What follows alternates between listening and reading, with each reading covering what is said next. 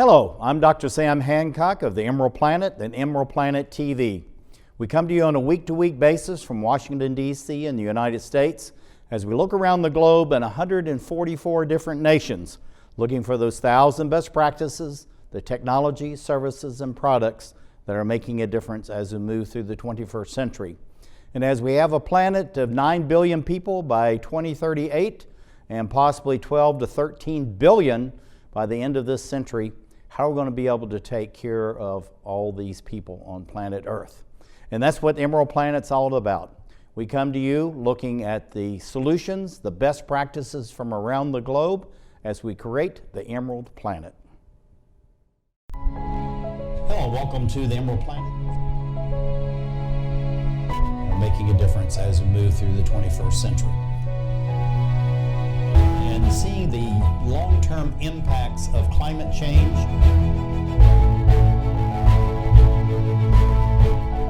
We're glad to have you. Thank you for being with us.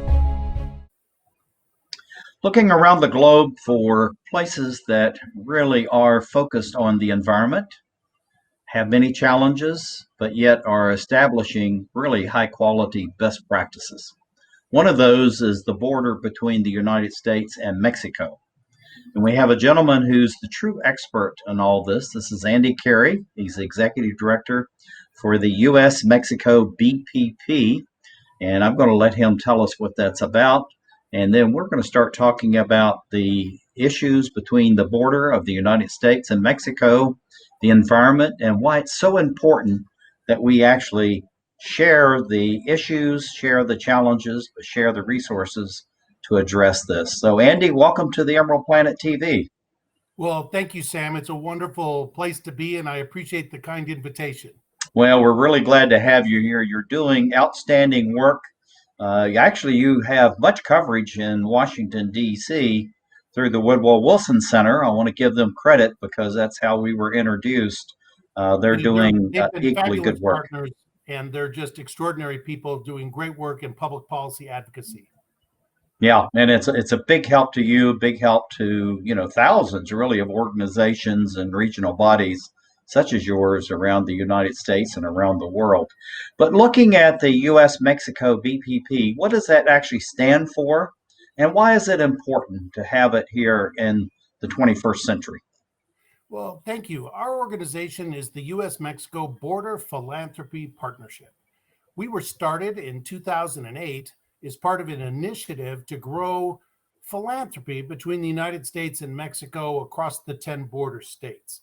It was a funder collaborative headed by the Ford Foundation, the Charles Stewart Mott Foundation, the Annie Casey Foundation, the Houston Endowment, the Gonzalo Rio Arronte Foundation in Mexico City, designed initially to strengthen the capacity of border region community foundations. There's 18 of them, Sam, in the borderlands, and it was an effort originally to strengthen their capacity to be that anchor institution to respond to local issues and challenges on behalf of the people.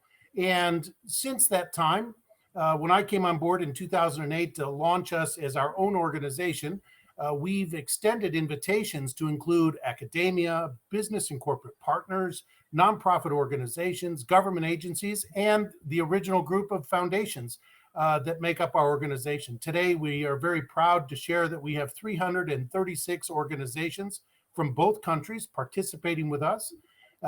And we support a network. We support our network of organizations that exist to build prosperity through leadership, collaboration, and philanthropy in the U.S.-Mexico border.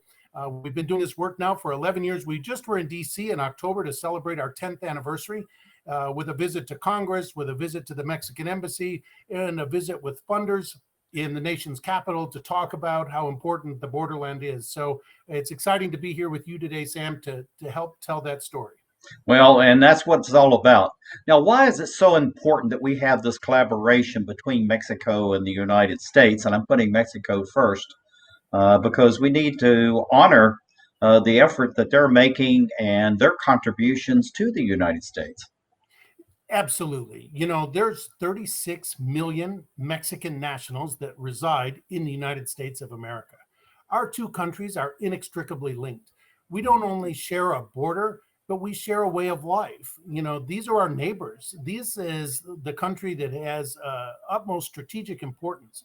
5 million jobs in the United States alone depend on our relationship with Mexico. Over 22 states across the 50 states, Mexico is their top trade partner.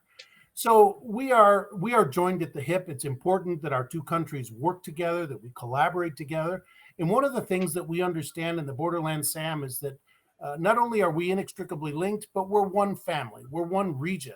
And what happens on one side of the border absolutely impacts the other. So we have to collaborate across the board on everything, on the environment, on education, on public health, on community development. No matter what the issue is, if you're doing it alone, you're not doing it right. And here in the borderlands, we understand that, and we meet daily with our counterparts in Mexico.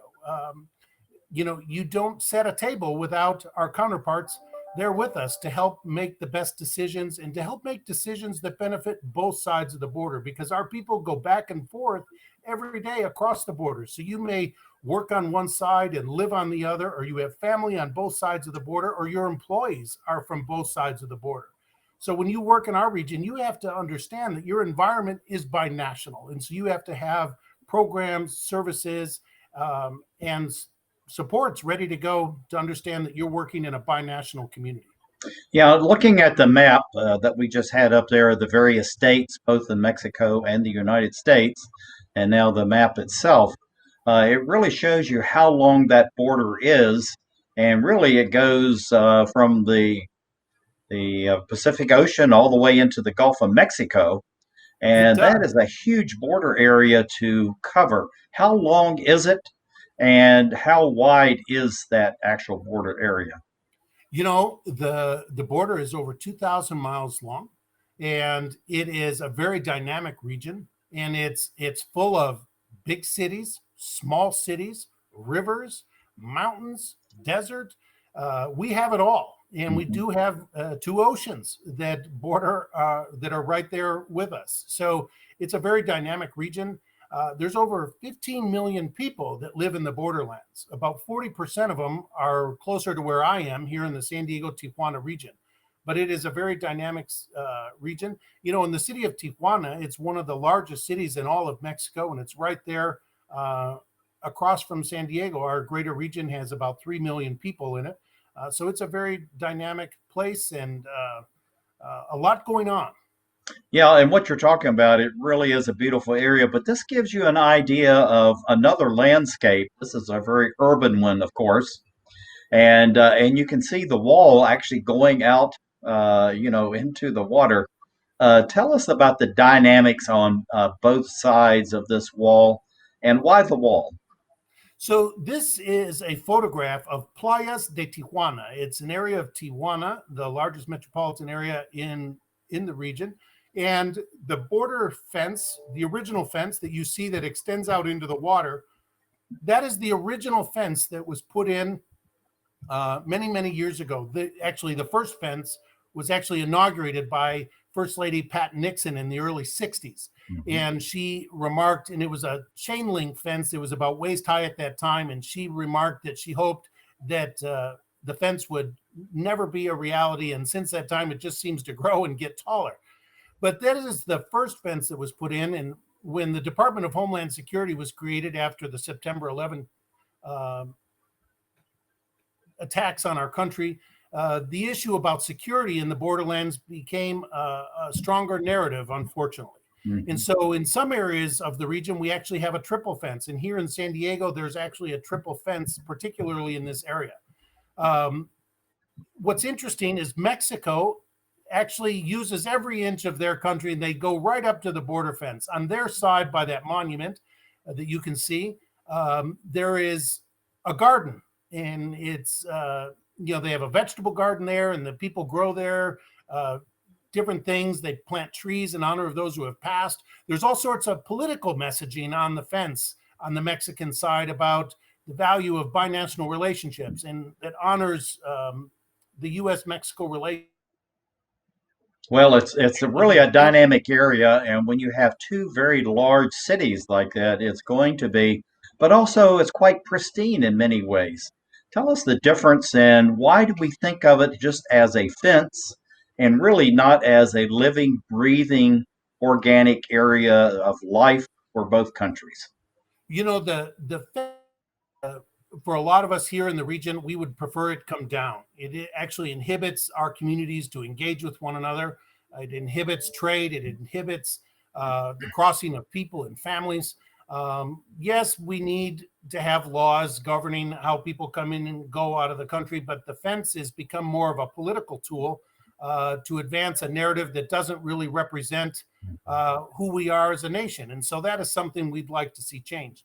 You know, the relationship between the U.S. and Mexico is so much more than a barrier that divides us. We Yeah. understand, those of us that live here, that it's really about joining together of two communities, and we share water, we share air, we share a community, and so the fence makes that a little more complicated. Yeah, and looking at it, I'm on the natural partners, and we actually are the ones that advocate for the monarch butterfly, both in Canada, the United States, and Mexico. And so, one of our last television programs, we talked about that, where the monarch butterfly is the bridge between our two countries versus a fence. And so, we use that as a metaphor where the monarch butterfly is going back and forth. It's very beautiful. At the same time, it's quite real as a pollinator. It's very necessary. And so, we need to think about this border area in a much different way than what we have before. But looking at this mantra that you have in front of us, what does this really mean? And how has your organization helped to bring this into reality? So much about the narrative of the US Mexico border region is controlled by Mexico City and Washington, D.C. And there's, unfortunately, Sam, a lot of that gets shared about our region. It comes down to an issue of security. And those of us that live here understand that it's so much more than just a dynamic of security. It's about community, it's about families, it's about jobs, it's about employment, it's about trade and commerce. And for our work, it's about philanthropy. And so we designed and came up with this statement: the border, it matters. It matters now, and it matters to you, because the border does matter. It has an incredible impact on the economies of both the United States and Mexico. And it matters to all Americans what goes on here, and not just about issue of people coming across or should they or shouldn't they. But people don't understand about how their daily lives are impacted by the border, the Right. number of people living amongst us, and our food sources that are grown. So much happens here. When the vegetables or the strawberries come across the border, um, people don't understand that when they're eating salads in different parts of the country, that a lot of those things actually came from our region. And so Right. it does matter. And it's important for people to be aware. When they say, oh, it's not safe to go to the border. Sam, I've lived in this region for 11 years. I've worked in the area for almost 30. And I've only been given a difficulty one time traveling, and no disrespect to my friends on the East Coast, but it actually happened in the state of New Jersey. I've never in all my worldly travels encountered any difficulty. And so the border region is safe. It's a great place to be. It's a great place to raise your family. And that's why we came up with this, because it invites conversation like you and I are having today to help people get informed. All right, we're not going to get to the rest of our images, but in the last 20 seconds, what do you see for the growth and development of the U.S. Mexico BPP over the next, say, 5, 10, and 15 years? We have to be very quick. It's an exciting time to support philanthropy. Our organization exists to help increase charitable giving across and along both sides of the border, and we are legally incorporated on both sides so we can help facilitate that. Over the past 7 years, we've brought over $5 million in charitable giving back and forth across the border, and we see that growing exponentially. That's fantastic. It's Andy Carey of the U.S. Mexico BPP as we create the Emerald Planet.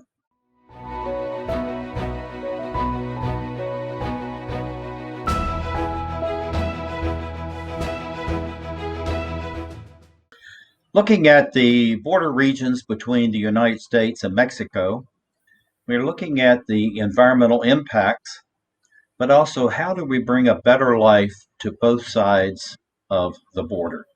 This is something critically important to the BPP. This is headed by Andy Carey, who's the executive director.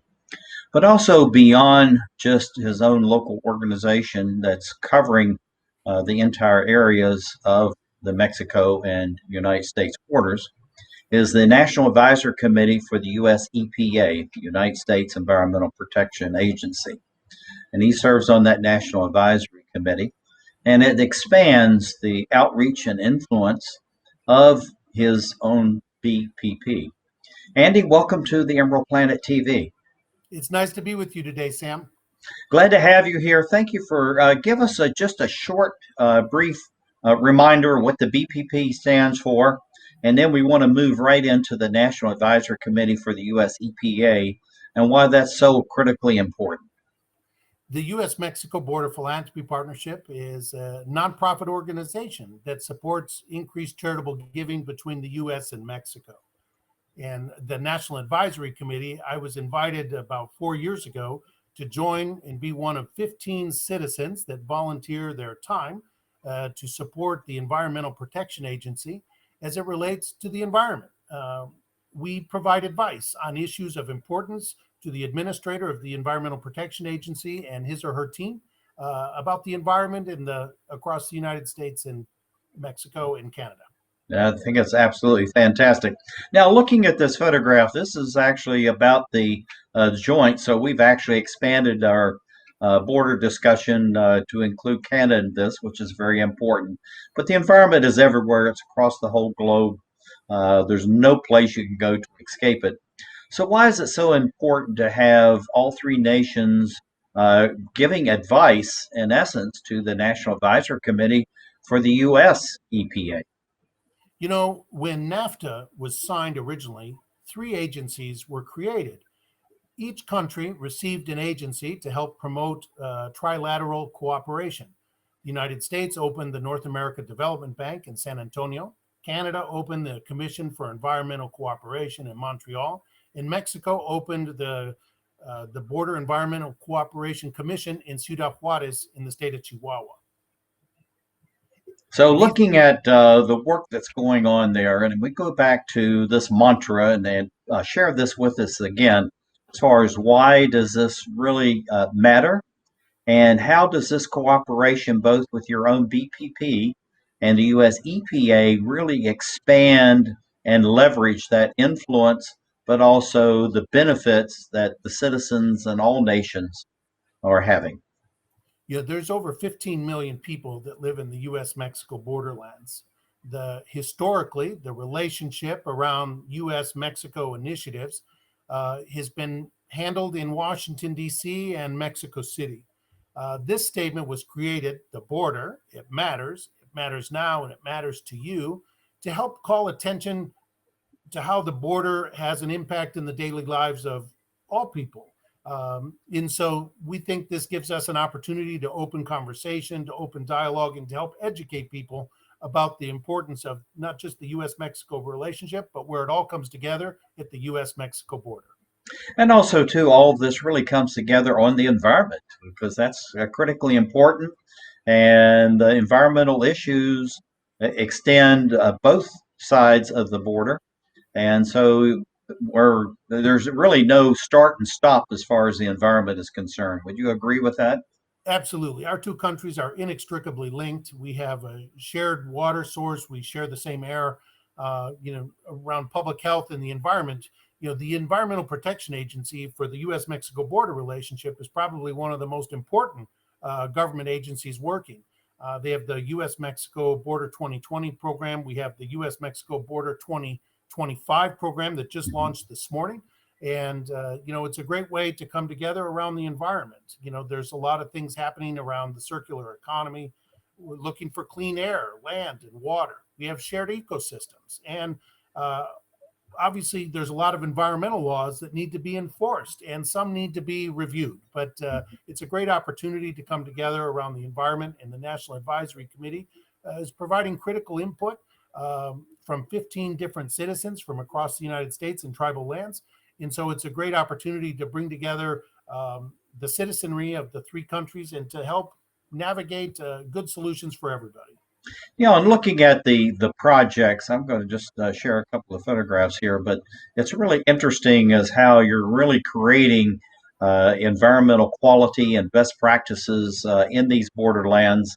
And so, why is it so important to bring together such a diverse community that we have sitting right in front of us to actually give advice not only for the borderlands, but expand across all the United States and all three countries?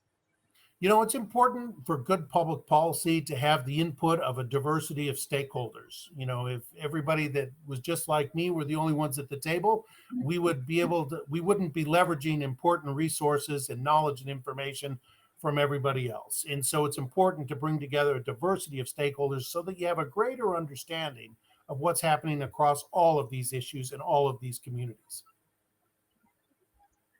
Now, looking at the thought leaders, the opinion leaders that you're bringing into the organization, I'm sure that you can tap into many different organizations, governmental, nonprofit, as well as the governmental agencies at all different levels.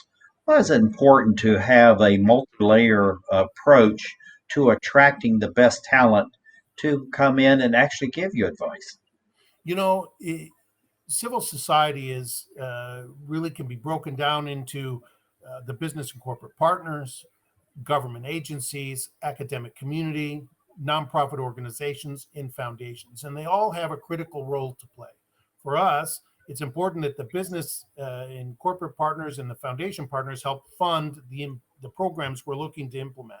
It's important for our academic and government partners to help inform that work. Mm-hmm. And our nonprofit partners are critical because they get to help carry it out at the local level. And so there's really a role for everyone to play. And this work of the National Advisory Committee really is important to leverage all those various stakeholders to bring about better public policy that supports the environment for not just the United States, but for Canada and Mexico as well. Got it. Now, looking at healthcare, and you've touched on education through academia, but K 12 is very important, as well as first responders and healthcare that's actually on the street. How do you incorporate that, and why is that so critically important to the health, safety, and welfare on both sides of the border? In the US Mexico border region, every year we bring together partners from the Border Health Commission, the Center for Disease Control, the World Health Organization to help look at how infectious diseases are impacting our community, to come up with collaborative plans to help combat them, as well as to come up with programs that can be invested in from both sides of the border. And this is important collaborative work. And it really makes a difference because it's where public policy actually can start to have an impact in the daily lives of people. And when you look at the health and well-being of our local communities, health and the environment are going to be right there at the top of the issues to help come up with good solutions for communities. Yeah, and to have this kind of communication and interaction among all levels of society, from citizens all the way through elected officials and everyone in between, it seems like that you really do everything you possibly can to foster open communications, to be directly connected to people within their own local communities. What are you seeing over time, the years that you've been involved with the BPP, and now, of course, with the US EPA, is how long term this really has benefit? There's been some huge success stories. The United States and Mexico governments recently agreed to a plan with the US Mexico Canada agreement around the environment in the US Mexico borderlands. I don't mean to exclude Canada, but the United States government is going to invest $300 million to help clean up the Tijuana River estuary. Mm. That's a very important initiative, and that's tax dollars being put to good use to clean up our waterways, to help improve recycling programs, and to ultimately clean up the ocean. We have huge issues around plastics getting into the ocean, getting into our food sources. So there's a lot of collaborative efforts going on. Removing the tires from the canyons and the borderlands is going to be very, very important. We need better recycle programs getting implemented. But a lot of progress has been made. And progress gets made because good people come together for sound public policy for the greater good of the community. And coming together, this is something that's very important, and I think it's obvious by the photographs that you've actually shared with us how that you're offering courses and seminars, various symposia, as well as just face-to-face communications. How is that critical so that people on both sides of the border, they pick up the phone, they send an email, they send out a tweet or text, and they get a response because it's somebody they know. How is that critical to the work that you're doing as far as the BPP? You know, these efforts really help inform sound public policy. We recently visited with Congress and the Mexican Embassy on a trip to Washington, D.C. It was very important to our work to help raise to the level of Congress some issues impacting our region around humanitarian and pandemic issues. So it's important to come together as a community, to come together as stakeholders, to help share knowledge, experience, and information to help strengthen public policy around the environment, around public health, as well as just for the coexistence of our countries that are inextricably linked. Yeah, and I think this is something that's really important. And also, education is really important. I'm going to go out on this scene right here. I think this is indicative of kind of the work that you're doing. But why is education so important? And I don't mean formal classes and getting degrees, but to be able to share best practices, be able to share information. And we have about 30 seconds to do that, Andy.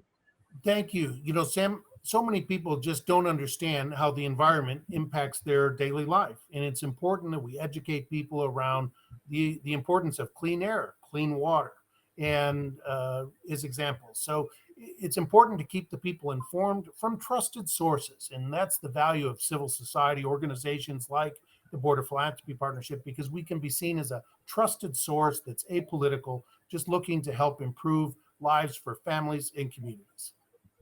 No, I think this is absolutely wonderful. The work that you're doing and involving so many different people in the work that's going on. This is Andy Carey. He's the executive director of the BPP, also a member of the National Advisory Committee for the United States Environmental Protection Agency. Thank you for being with us as we create the Emerald Planet. Thank you, Sam.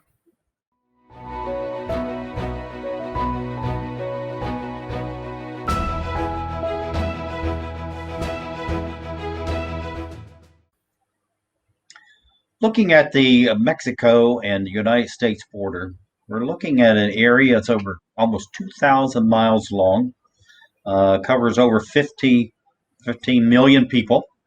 And it's very important to the United States, to Mexico, but also to the world that we have organizations that are very strong, they're working and developing new best practices for the environment, economy, and civil society development. We have Andy Carey, who is the executive director for the U.S. Mexico BPP, and we have that logo right in front of us.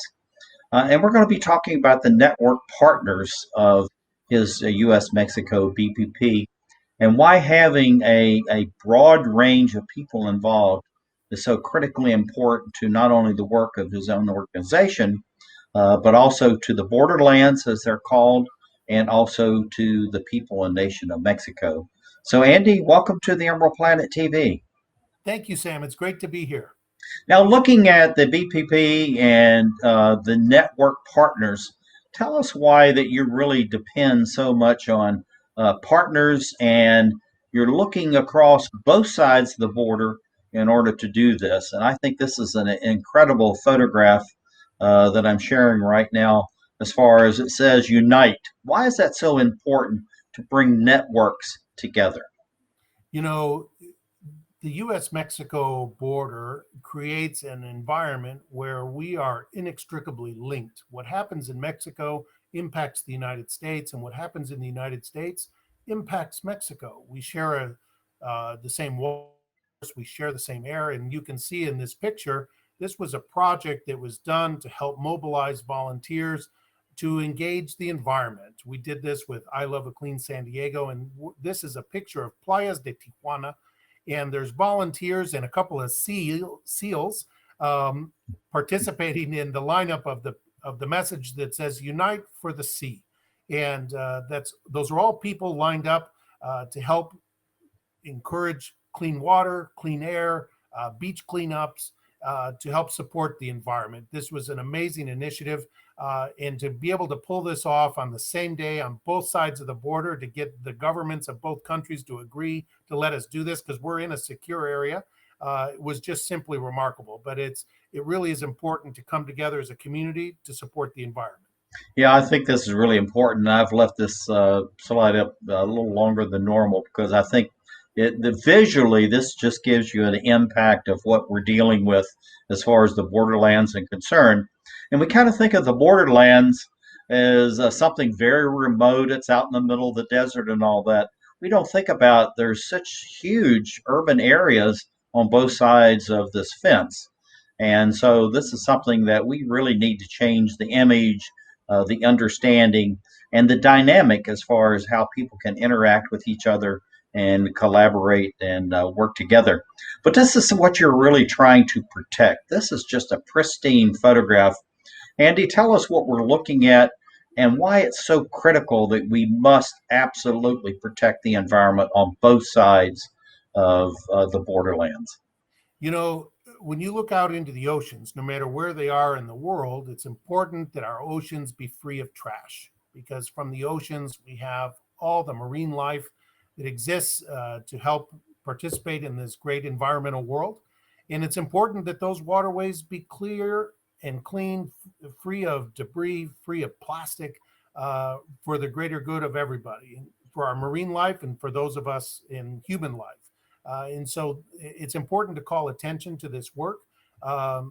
People don't understand how the trash that we create in our own homes ends up out in the ocean when you live Mhm. in the middle of the country, but it absolutely does. When we send our recycled products over to China and they end up back in the ocean, we need to be better stewards of our environment and how we all play a role.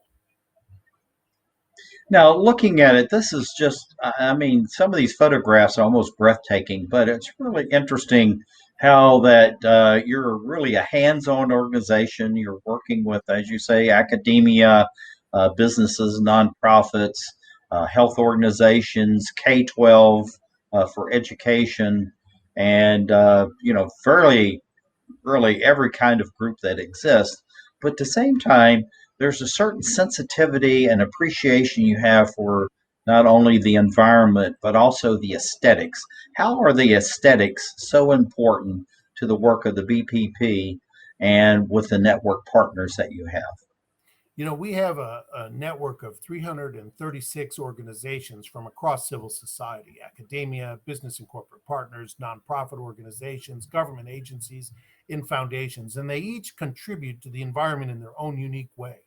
Some of our nonprofit partners are just doing amazing projects working on the aesthetics for our region in their cleanups, in their recycling programs. They mobilize volunteers to go out every day to go out and clean up areas to plant trees. It's amazing. Without them, our region would look totally different. Yeah, and this is something how can you not like this photograph? But, this really goes to the heart of the borderland areas and really how beautiful some of these areas truly are.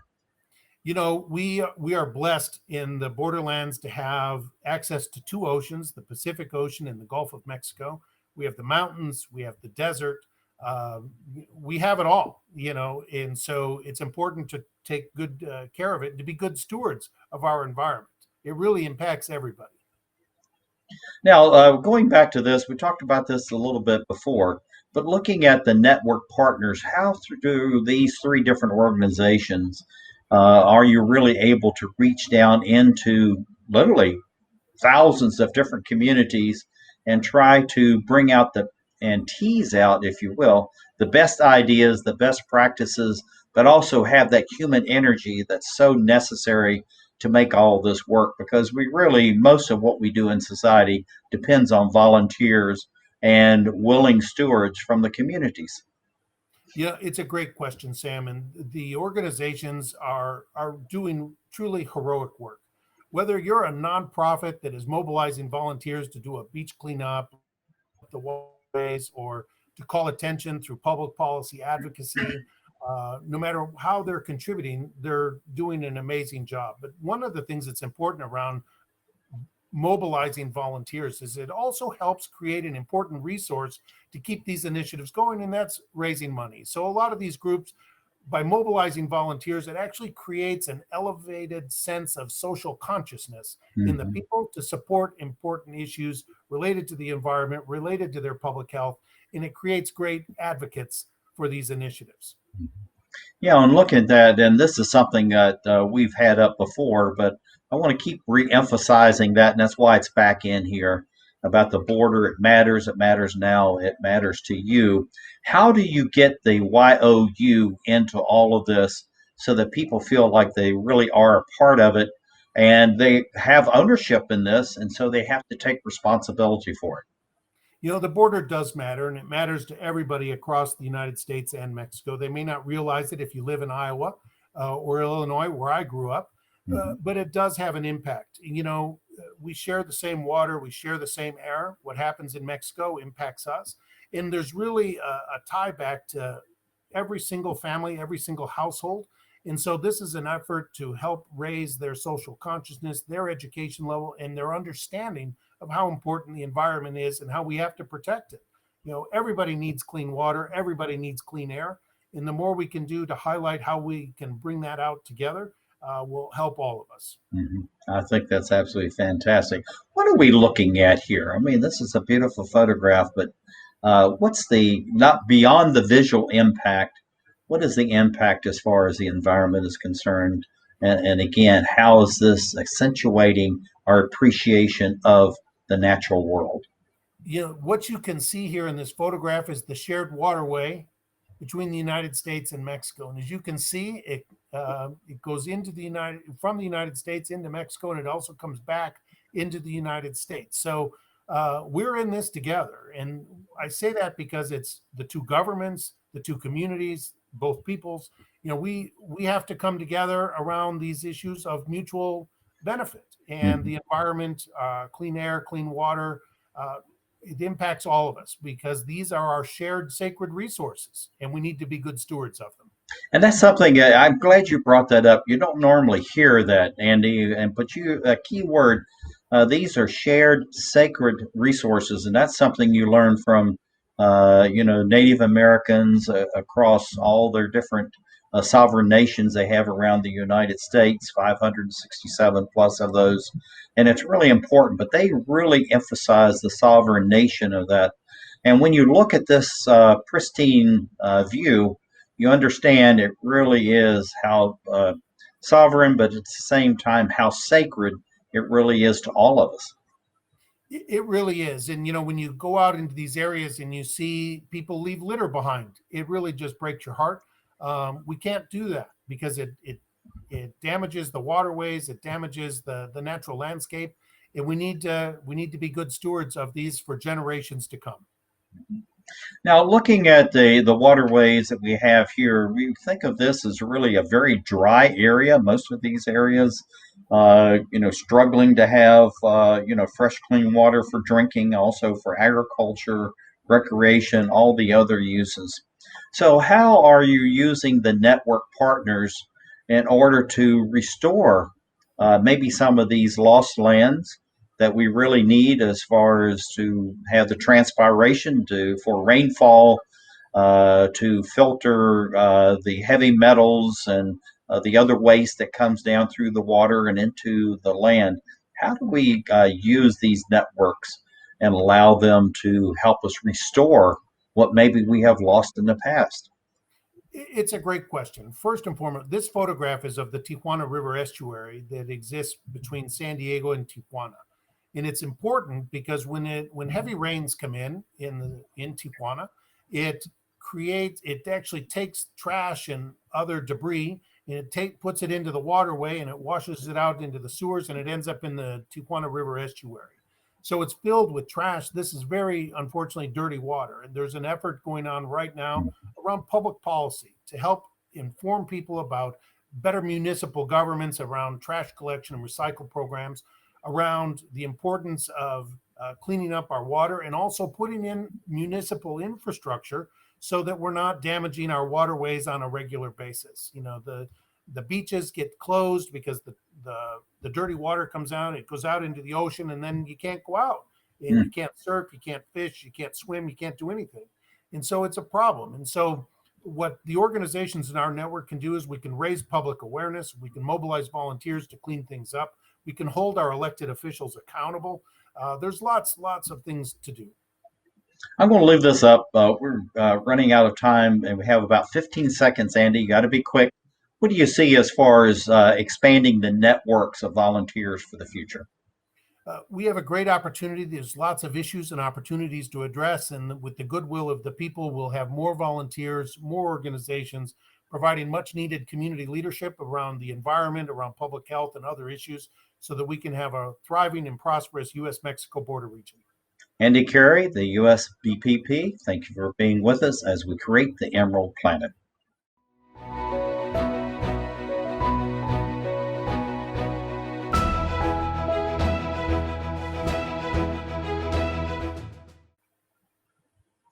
Looking at the United States and Mexico border, one of the things that we have to realize is that we really do share a common heritage in many ways, a common environment, and a common issues and challenges as far as the environment is concerned.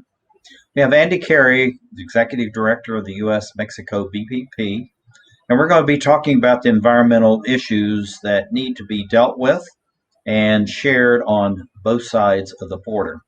So, Andy, welcome to the Emerald Planet TV. Thank you, Sam. It's good to be with you today. I'm going to go right across into this, looking at this long border area. Give us a little bit of the statistics as far as the length, the width, the population base, and then the challenges that we're having on both sides of the border as far as the environment is concerned. Wonderful. Well, as you can see here, the borderlands is quite a dynamic and expansive place. It's an over 2,000-mile region that spans from San Diego, Tijuana on the Pacific Ocean to Brownsville, Matamoros on the Gulf of Mexico. It's a region of 15 million people, a little more than 15 million people. About 40% of those people live in the San Diego, Tijuana region. There's 14 sister city relationships along and across this region, across the 10 border states. There's 4 U.S. states and 6 Mexico states.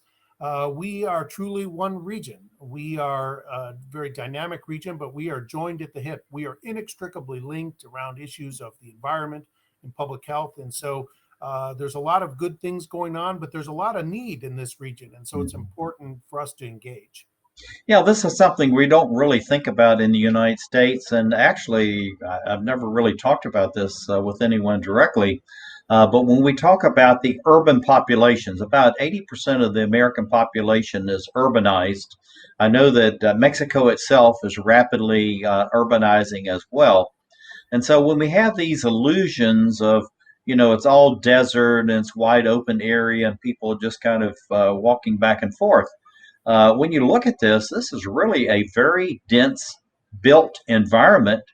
And you have some areas very rural and open in between, but this is a very dense built environment. It really is. In San Diego, Tijuana, it's the world's busiest land crossing in the world. So the number of people coming across is 1.1 million people every day going back and forth between our two communities. So it's really remarkable. It's just absolutely amazing. But getting to the natural beauty, and we're going to see a number of these images as we're talking through. So we won't take them one by one, Andy, but I'll just have these going in the background. But why, again, it's so important that we protect the environment between our two countries. And then what are you doing with the BPP in order to really foster that collaboration and cooperation?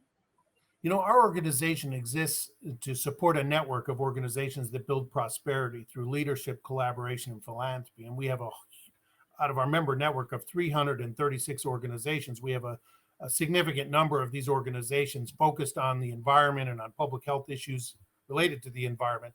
And so they're working to raise resources, to raise public consciousness, to raise awareness, to do calls to action, holding our public officials accountable so that we can have clean water and clean air, and that our scarce water resources are cared for generations to come.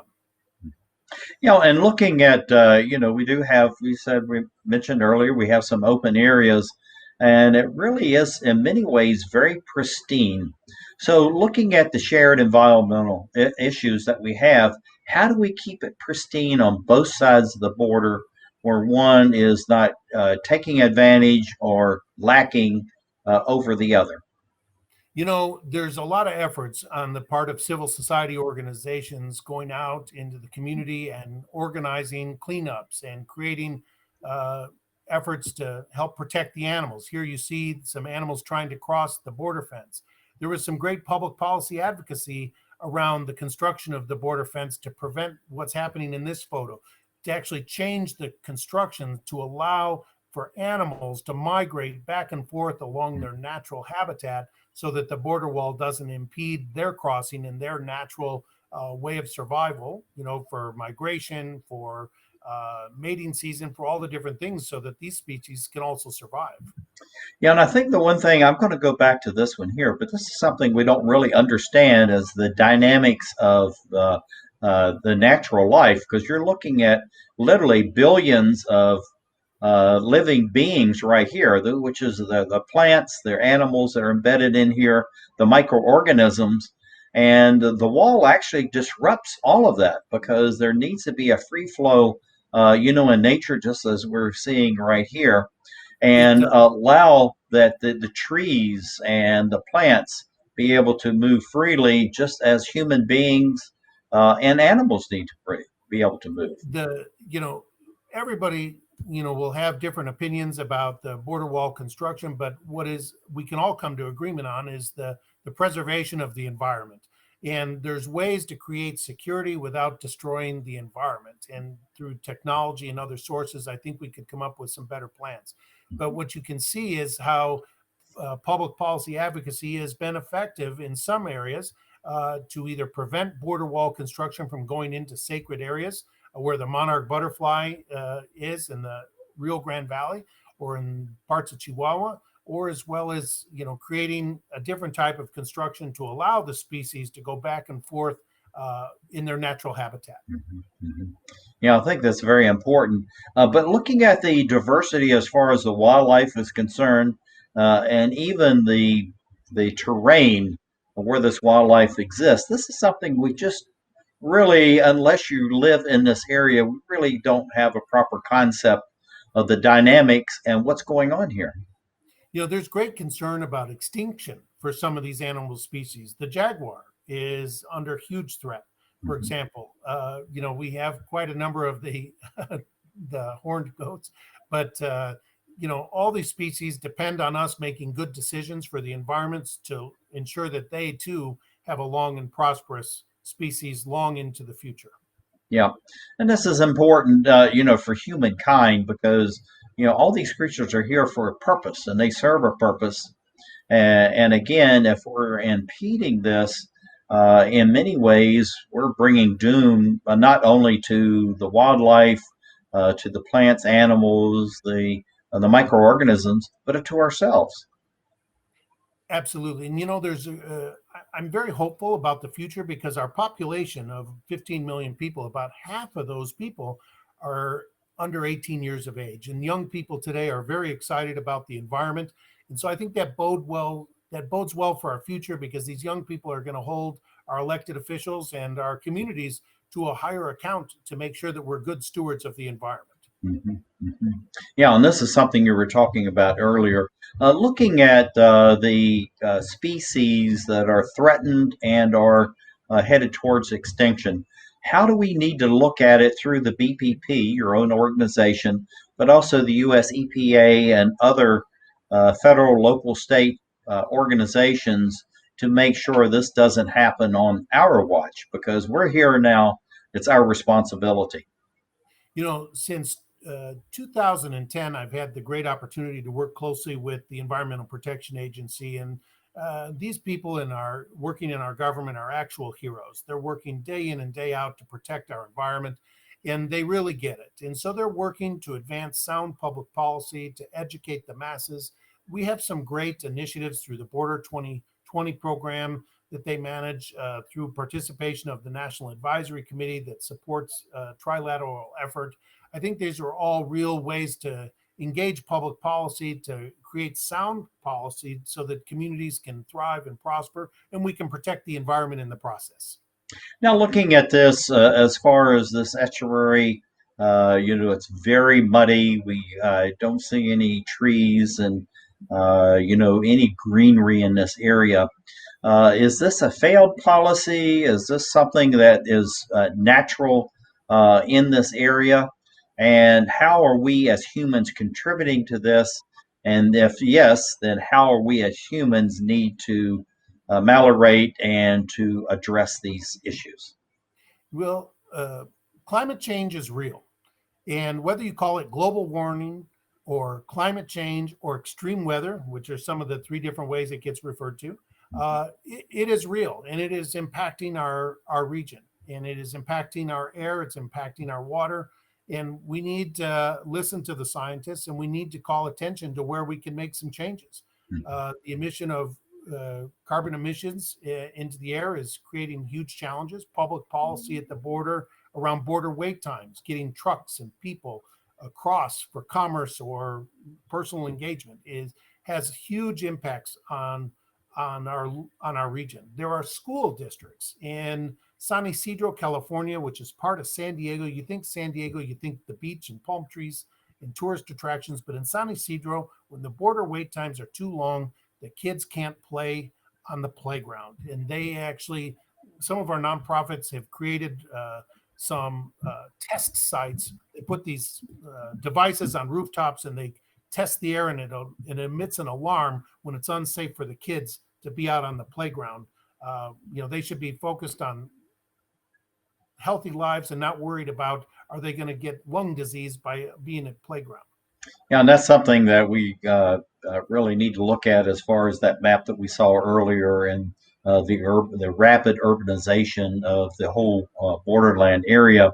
But we really do have some pristine areas that are very natural and contribute much as far as not only the environmental quality, but also the beauty of both nations. So, what do you see going forward? We're just about out of time, Andy. Just have maybe one more question, but what do you see that we need to be doing to protect an area that looks just like this? We need to raise the social consciousness of the people so that we understand that these pristine areas risk becoming extinct themselves if we aren't good stewards of the environment and protect our air and our water resources and be good stewards of the to educate people on the importance of this and to also recognize that these spaces are part of the sacred trust of our countries to protect for generations to come. Yep, and then we have the younger generations right here that are enjoying that and part of everything that's going on. I'm going to leave this up. I wanted to get to this photograph that's absolutely pristine. What do you see for the growth and expansion and importance of BPP? Got about 20 seconds to do all that, Andy, for the next 5, 10, or 15 years.